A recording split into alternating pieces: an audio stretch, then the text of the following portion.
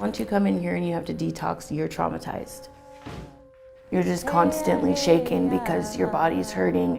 For the mommies and daddies out there still running amok, still using tough. Some people get a fever, some people are throwing up.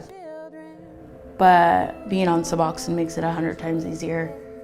Hey, Jails do sometimes provide some basic care for people in withdrawal, but that can often be Gatorade and an ibuprofen. And they're not really fundamentally providing the treatment that somebody with an opioid use disorder needs. In Bellingham, Washington, a recent class action lawsuit by the ACLU may impact how inmates across the country are treated for addiction. Whatcom County has changed dramatically over the last 15 years. It's still a great community to live in. It's a great community to raise your family. But like the rest of the country, we're experiencing a heroin epidemic that has entrenched itself here in our community and is affecting crime. It's destroying lives and it's destroying families. It's something we're very focused on eradicating here in our community. I've been working for the Sheriff's Office in the Corrections Bureau in the jail since 1981, so that's going on 39 years. Approximately 70 to 80% of our offender population has some issues with some type of substance. When we're dealing with folks when they're coming into custody, withdrawal is like a really bad case of the flu or a bad case of food poisoning. It's like the flu, but 100 times worse. I've been an addict for 24 years. I was 13 when I first picked up. Hello, ladies. I've had my issues in the past when I was using and did some stupid things. Other than that, my charges are for driving. I started Suboxone about 8 years ago. Suboxone is a form of medication-assisted treatment. It's prescribed by a growing number of physicians to help those suffering from opioid use disorder curb their craving. There had been a couple of times I slipped, I fell off. When I came in last year, I was on Suboxone, and they didn't give it to me then, and so I had to detox. And so it set me up for a really hard time not being able to be given my Suboxone in here.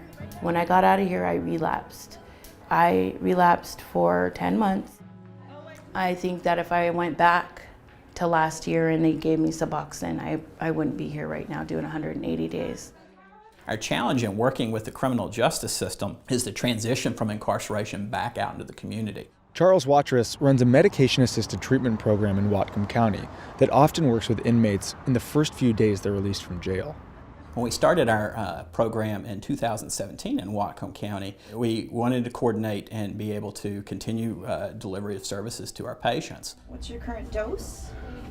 3 8-milligram tablets. And it's oftentimes not until they get released from jail a week or two later that they said that they were not allowed to continue their medication, went through the horrible withdrawal process, and then were released and then trying to scramble to get back into treatment.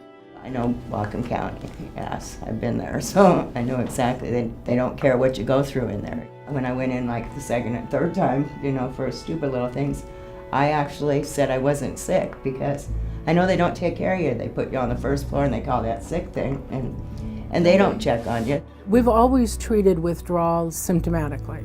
We can give them pain medication, it's normally Tylenol. We'll also use medication that'll help stop the diarrhea.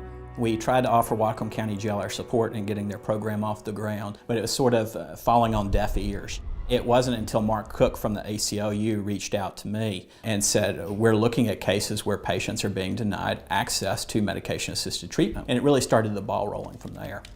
We started looking at this problem of denying people in jails access to medications probably 2 or 3 years ago. And it was in that initial investigation that we started looking at Whatcom County specifically. The county jail had been taking some steps forward. In 2016, Wendy and her medical staff began offering medication-assisted treatment to pregnant inmates. If a pregnant woman starts going through withdrawal, she can lose the baby and she may lose her own life. When I first started using heroin was 12 years ago. We thought since we could control all other drugs, we could control that one. We ended up being wrong. One time I was actually pregnant with twins, and I came in and I lost, I don't know if it was from the gel that I actually lost the twins, but I did lose them at 6 months because one heart stopped, and then it stopped the other heart. So it was from not taking Suboxone though. This time I'm pregnant too, and they've been on it. So like I got in, I told them I was sick, I was on certain medications, and I had them within 24 hours. So it's been a lot better. We were working our way towards the medication-assisted withdrawal. It's just, things are expensive and you've got to plan them in budgets and yada. And at that point, and still I would argue it's not necessarily the community standard within jails. The lawsuit, Court Lever v. Whatcom County, was filed in June of 2018. The basic nature of the ADA, the Americans with Disabilities Act, is to sort of prevent people from being discriminated against because of their disability. And having a substance use disorder is akin to having, diabetes or heart disease.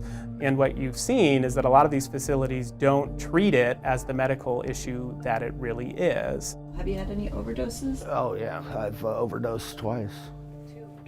Opioid use disorder is probably one of the hardest substance use disorders to treat without medication, but the easiest to treat with medication.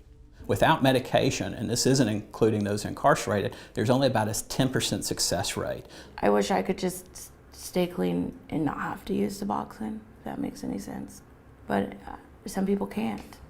One thing I would like, for the judges to understand when people come in and take care of their warrants, and this is why they ran for a couple of years, because back in 2018 or 17, they were forced to detox in jail. That's my issue.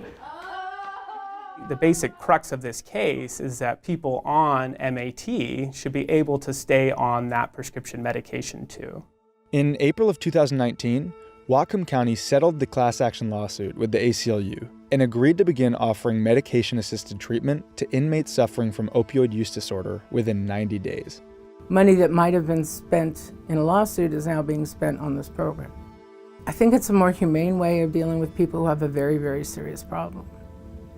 And I'm lucky my sheriff does too. We've agreed to the court retaining jurisdiction of that issue for another year so that they're certain that we're moving forward and fulfilling the commitments that we made, and that's just what we intend to do. I think people have heard about the lawsuit and the results of it and said, well, I guess we better get on the bandwagon. As of July 2019, the ACLU has successfully challenged jails in Massachusetts and Maine to begin their own MAT programs.